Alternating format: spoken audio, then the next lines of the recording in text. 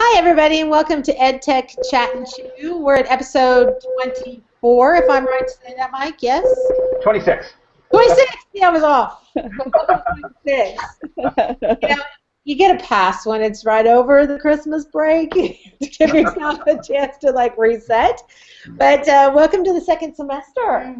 Yes, Yeah. can you guys believe half of the year is over? No, it has flown. I was just thinking that the other day. I'm like, oh my golly, half over. The first semester was warp speed, but wow, here we go again. And today we're going to be talking about some of our favorite moments of 2014 and some of our personal resolutions for 2015 as educators. So I'm kind of excited. Not only is it a reset, it's kind of a reflection as well. So, Mike, why don't we just start with you? Okay, so are we starting with resolutions or favorite moments? Let's look back first. Okay. 2014 was an incredible year. I was so blessed this past year. Certainly going to the White House, meeting the president, back in February and March was amazing. And but I have to say, probably my favorite moments were being able to share the incredible things that are going on at my school, that my teachers are doing, that I've had the opportunity to do at some really incredible locations. Being able to speak with you, Diane, down in New York and visit the United Nations back in May was great. And then the session where I got to speak at the 92nd Street Y in New York and share stories of the distance teaching project and some of the other global collaborations that we've done. Being broadcast to 160 countries in 7 different languages. That was a surreal, amazing experience. So yeah, it has to be those opportunities to share, because when we are sharing the things that we're passionate about and the great things that our teachers and students are doing, it empowers others to do the same. And I feel like then I'm fulfilling my purpose. And so for me, it was definitely the chances to share. I love it. All right, Andrea. Man, how do you follow that up? I just am inspired by you guys all the time. It's amazing. But this last year has just flown by, but I have to say that one of my favorite things of this last year was being able to teach a class this last summer with SMU over coding and creating games, because I've had a lot of chance to do that in other places, but not actually be able to teach it. So that I was able to bring back, I had ideas then to share with my own staff but yeah, there's just so many. I know we talked about this morning that's what we're going to talk about today, but it's so hard to choose when so many great things have happened. But definitely being a part of this awesome group to actually get ideas and to share even more ideas, and of course opening up the world for all of our learners and giving the opportunity to my life friends for other adventures. But yeah, you might have to come back to me, Diane. Sorry. Yeah, I hope I'm not stealing any of the girls in Kansas of your thunder, but some of the projects that Andrea was talking about, our EdTech Chat and Chew projects, were pretty incredible this past year. And they were absolutely highlights for me. I mean, how we started off with Kid Wish and now seeing that roll over again into this year and the Virtual Valentine's project. But go ahead, I'll let you guys share. All right, Micah. Basically jumping on this ride with all of you guys. Going from a classroom teacher to a teacher of teachers has been amazing, and learning new things and meeting new people, and like you talked about, Andrea, sharing that passion, and Mike talked about even when you're sharing that passion with people, it just makes it amazing. So basically my new job was the complete highlight of 2014 for me. So. Fantastic. Yeah, and I would have to agree, getting to work with Mike every day is a pretty awesome experience. We make a good team. Probably one of my 2 big highlights of the past year was the Low Milken Center for Unsung Heroes, being the fellowship for that. That was life-changing on the idea of, I've always been a project-based learning fan and used it for many, many years, but the idea that our students could be uncovering someone's story to find people like Irina Sendler, or if for our audience, someone like Louis Zamperini, if you've been following the Unbroken film. I mean, this man had a tremendous story, but if no one ever told it, then how would you know to be inspired? Yeah. So this fellowship is allowing my own students, they're not my particular ones, I borrowed them, some creators, but it's our project together as they are uncovering some unsung heroes of Kansas. So it's been tremendous to be a part of that. Going to the Social Innovation Summit, of course, with Mike, that was awesome. And I would say just getting to build some new friendships with teachers from around the world we didn't know. Livingston and Jairus and Emily and Eero, I mean, Dane from Australia, all of you people just make me happy. And the wider that we cast our net in networks for change for kids everywhere, the more opportunities that can be made. So I would say that those are probably the big highlights for me. Yeah, I absolutely agree. This year, the number of people and the diverse locations and backgrounds of the people that I became connected with it's mind blowing. Through the whether it's Microsoft, the Innovative Educator Network, or the Global Teacher Prize, or the PAINTS Network, it just seems like this year my networks exploded, which opened up all kinds of amazing and incredible opportunities for the students here. It's just been such a blessing. Definitely. Okay, shifting gears, 2015. Mike, what's on your outlook? Yeah, so I've done a really nice job this year, or in 2014, I did a really nice job of blogging what we did in school. So, I kept a school blog where I listed all of the really incredible opportunities that our students had and some of the great things they did. But I didn't do a great job on my own personal job or my own personal blog reflecting on myself as a teacher. And that's something that I found incredibly beneficial back in 2012 and 2013 when I was doing more of it. Sharing my thoughts on education and things that I struggle with, and getting feedback in those different areas and lessons that worked well, and giving it, instead of just here's what we did, giving my perspective as an educator on what was going on in classrooms and working with students. And that's something I want to get back to doing more of this year. And you just mentioned a little while ago, Diane, about project-based learning, and certainly that's when I was a classroom teacher, that was problem-based learning was really my background, and I did some project-based learning as well.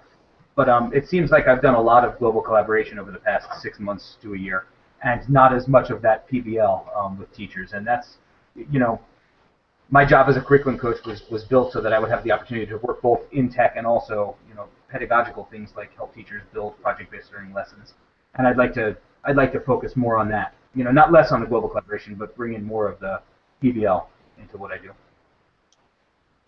I can definitely agree with that. And I did forget to mention China. That was huge for me this last year. I should and I should tell you the interesting thing about China is when I went over there to talk about global collaboration and talk about project-based learning and so forth, that was casting a different kind of net to a group of people who don't really have an opportunity to write their own curriculum. If they do, it's little pieces here and there. And to get emails from the teachers, or now I look on Skype in the classroom's website, and I see these other teachers from China, the places that we visited, are now tossing their hat in the global collaboration ring. I mean, wow, that just blows my mind all the way around. But yeah, I agree with a lot of things that you said there, Mike. Just about reflection is huge. All right, Andrea, what's your 2015 outlook? Oh, my 2015 outlook is I want to get my Tech Formers Unite up and going again in a more manageable way, because I think that last year during this time it was really going, but I just, things happen and it kind of set by the wayside. So, especially with Todd Neslini's thing coming back out again with Leadership Learning series. So I'm like, oh, I need to get that going as well. But another thing I want to do is right now I'm reaching my 3rd through 5th graders with what I call my flight crew, and it's where they come in either Tuesday or Thursday morning or Tuesday, Thursday afternoon, and they come in and we've done coding we're going to start in Marble Arena this next week and do that for a couple of weeks. We're actually building their own games. But I want to hit my K through 2 kiddos. So that's my goal this year, is to figure out how I can reach my K through 2 kiddos without totally pulling my hair out, because like I said, my 3 through 5 is a little bit more, they come in, K through 2 is, I don't know. And I also want to do a makerspace of some sort once Destination Imagination's over. I want to think of how I can do that as well. So. I love that. Lots of great opportunities to learn and grow. And what you mentioned reminded me of something. On the Teachers Leading Facebook page yesterday was a post from the Henry Ford Museum. Yeah. Hopefully I saw that, yeah. that one. But Andrea, what this is there's a television show on Saturday mornings called Innovation Nation with Mo Roca, and it's Mo sponsored. Rocca? Is it Mo Rocca or Mo Rocca? Is it Mo Rocca? Is it Mo Rocca? Yes, I love him. Anyway, I love him too. I love him. Anyway, he's got this television show about the innovative spirit of creativity and technology and so forth in the past, what's happening currently in the world today. Well, he works with the Henry Ford Museum as a sponsor for his show, and they're running a teacher award, and you have till February the 9th, I believe, is the deadline. But they're looking for teachers who create that innovative spirit with students. And if you win, you'll be invited to go to the Henry Ford Museum for a week this summer and get an experience about how innovative spirit can be passed along to everyone else. So you definitely, I think we all need to look at it. I'm just definitely awesome. Check that one out. Okay. I will. And my friend Micah, what's on your 2015? Just like you had mentioned, continuing to learn and grow and meet new people to get the best experiences that we can for kids. Yeah? So, yeah. Anything you want to learn this year? I want to dive a little bit more into the STEAM/STEM area, kind of see how that works with elementary kids and fits with the curriculum and things like that.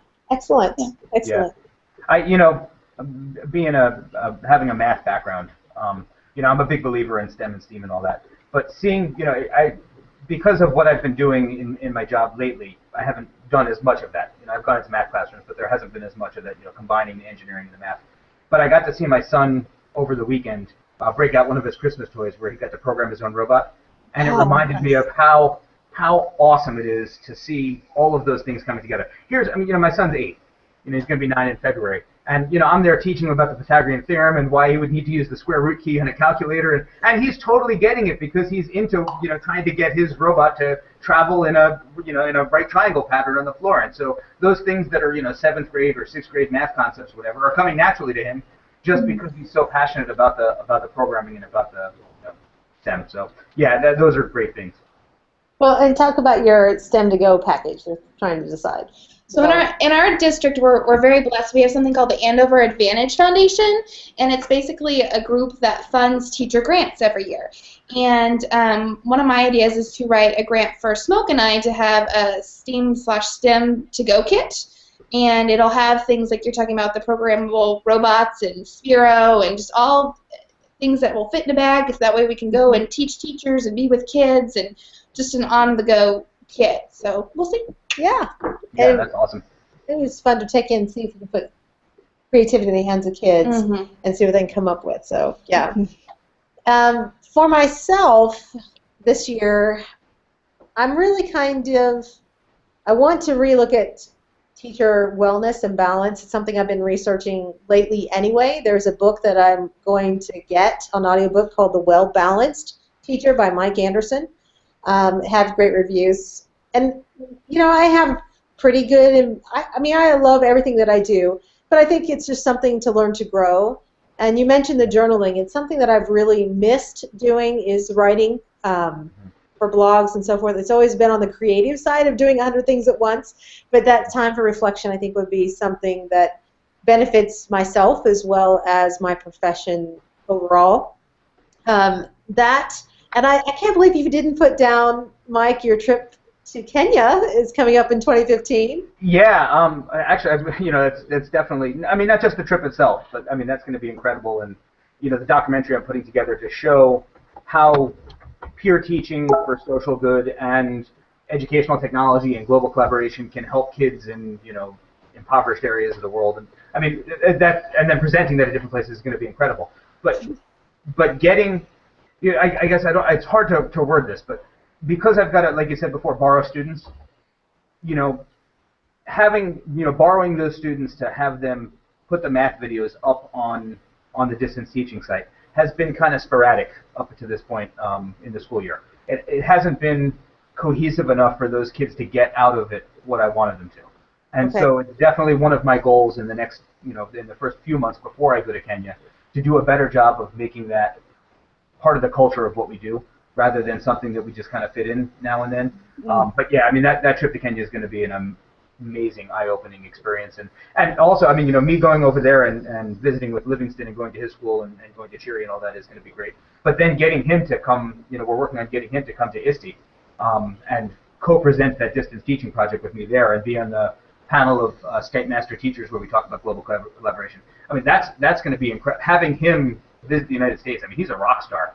And I don't think he even knows what kind of star power he has. He'll realize it when he gets to Philadelphia and is mobbed by all these people that want to get to know him. I mean, that's going to be pretty amazing also. Definitely. And there's just so many great opportunities that are coming up this year for us to connect. And, Andrea, getting to see you at ISTE. If you're going this year, yes? Probably not. I don't know. It's a fabulous, amazing conference that is very hefty on the checkbook. Yeah. It is. Are you coming to Potsdok, though? Oh, yes. Okay. Yes. So at least I get one of these days we're all going to be in the same place. Exactly. When it's going to be. Yeah, I don't know about ISTE yet. I have to kind of wait for my sources to let me know. Okay. Well, we'll cross fingers for you. Hopefully that bring that all together. But just the opportunity, I love those conferences where we can all connect again and just have conversations like we're having here, but not be in a rush and we kind of break bread and just change the world. Those are my favorite. There's I mean that's it. Just having informal conversations over coffee or dinner and breakfast. People who are breakfast. That's right. Yeah.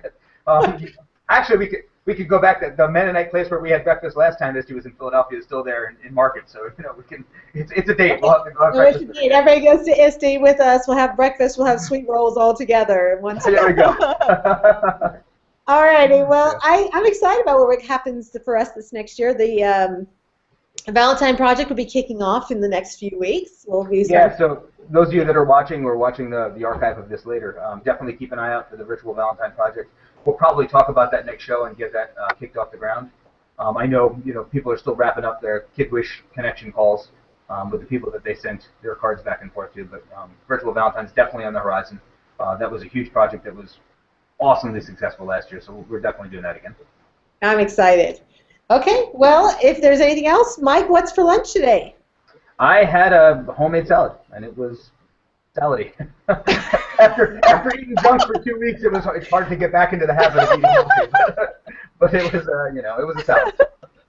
All right, Andrea, what's for lunch for you? I have a wrap that I made and with some salsa and some fresh vegetables. Very nice. So what'd you bring for lunch? Homemade salad. Homemade salad. And I made a quinoa, black bean, and other veggie kind of thing that if I go home to lunch, that's what we're having. So it'll be good. All righty, my friends. We'll see you next time. All right. Bye, everyone. Bye.